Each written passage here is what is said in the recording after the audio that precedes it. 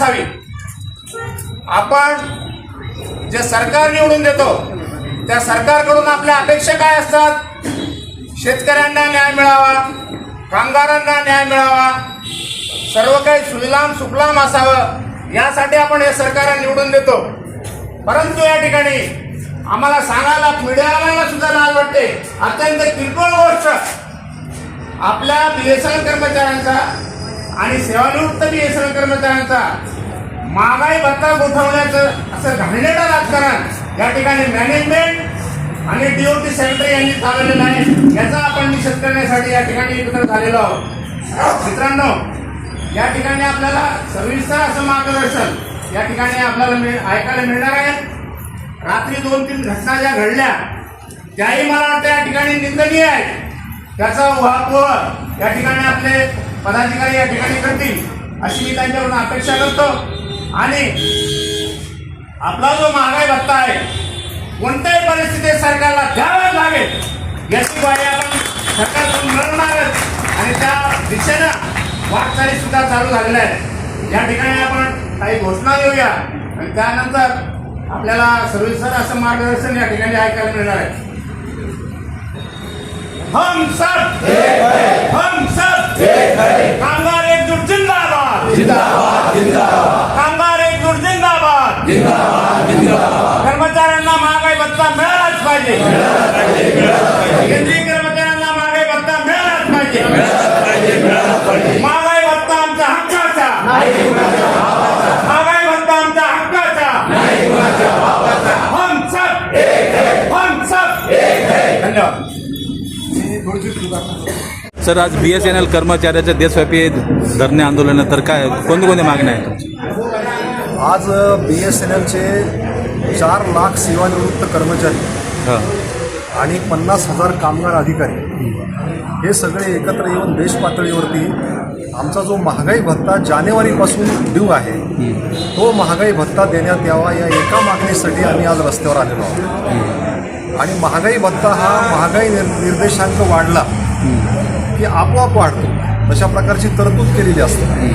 आणि हा कायदा किंवा हा घटनात्मक अधिकार गेली 75 वर्ष अव्याहतपणे या ठिकाणी अंमलात आणला जातो।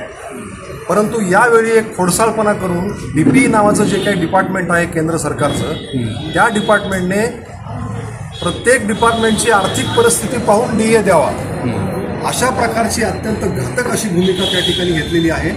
आणि त्या भूमिकेमुळे आमचा जानेवारीपासूनचा DA या ठिकाणी बंद झालेला आहे। आज महागाई प्रचंड वाढलेली आहे, पेट्रोल डिझेलचे भाव वाढत आहेत आणि विशेषतः BSNL कर्मचाऱ्यांच्या बाबतीमध्ये जर सांगायचं झालं तर गेल्या 17 वर्षापासून BSNLच्या वेतन श्रेणीमध्ये कोणताही बदल झालेला नाही। 80% BSNLचे कामगार हे त्यांचं वार्षिक इन्क्रिमेंटसुद्धा बंद झालेलं आहे। म्हणजे एकीकडे वेतन आयोग 10-10 वर्षांनी जो मिळतो तो आम्हाला 17 वर्ष झाले मिळालेला नाही, 19 वर्ष। आणि विसंगती अशी आहे की आमच्या इथे काम करणारे जे अधिकारी आहेत, जनरल मॅनेजर किंवा उच्च पदस्थ अधिकारी, त्यांना मात्र 8वा वेतन आयोग दिला जातो, DA दिला जातो। आणि क्लास 3 आणि क्लास 4चे आणि बाकीचे जे अधिकारी काम करतात त्यांचा महागाई भत्ता गोठवलेला आहे। अत्यंत घृणास्पद अशा प्रकारचं कृत्य सरकारने केलेलं आहे आणि याच्या विरोधामध्ये आम्ही रस्त्यावर आलेलो आहोत। आमच्या आंदोलनाचा निश्चितपणे परिणाम झालेला आहे। आणि काल एप्रिल महिन्याचं DAचं पेमेंट प्रत्येकाच्या खात्यामध्ये सरकारने टाकलेलं आहे। पण हा काही उपकार नाही किंवा मेहरबानी नाही, हा अधिकार आहे। आणि हा घटनात्मक अधिकार जानेवारीपासूनचा DA आमचा थकबाकीसह द्यावा यासाठी आम्ही आज या ठिकाणी आंदोलन करत आहोत। आणि हे जर सरकारने केलं नाही तर यापेक्षाही तीव्र आंदोलन संपूर्ण देशामध्ये 4 लाख निवृत्त कर्मचारी आणि 50,000 वर्किंग कर्मचारी करतील अशा प्रकारचा इशारा आम्ही आज या आंदोलनाच्या माध्यमातून देत आहोत। आज आपल्यासोबत कोण कोण उपस्थित आहे? आमच्याकडे रिटायरच्या 4 असोसिएशन प्रमुख आहेत आणि वर्किंगमधल्या 4 असोसिएशन प्रमुख आहेत। अशा 8 संघटनांचे पदाधिकारी आणि सदस्य या ठिकाणी उपस्थित आहेत। आमचे निंबाळकर साहेब ज्येष्ठ नेते आहेत आणि ते या सगळ्या कार्यक्रमाचे अध्यक्ष आहेत, कोऑर्डिनेशन कमिटीचे अध्यक्ष आहेत। कॉम्रेड गुलाब काळे हे या ठिकाणी समन्वयक म्हणून काम करत आहेत। ज्ञानेश पवार आहेत, RK साहेब आहेत, ते राठ मॅडम आहेत BSNL एम्प्लॉईज युनियनच्या सेक्रेटरी, आणि आमच्या अधिकारी संघटनेचे दत्ता दुबिले साहेब जे JTU आहेत अधिकारी ते आहेत। कॉम्रेड सानप या ठिकाणी आहेत, कॉम्रेड शिवाजी चव्हाण आमचे महाराष्ट्र सर्कलचे पदाधिकारी आहेत। असं सर्व BSNLचे निवृत्त आणि वर्किंग कर्मचारी आज संपूर्ण देशभर रस्त्यावर आहेत। धन्यवाद.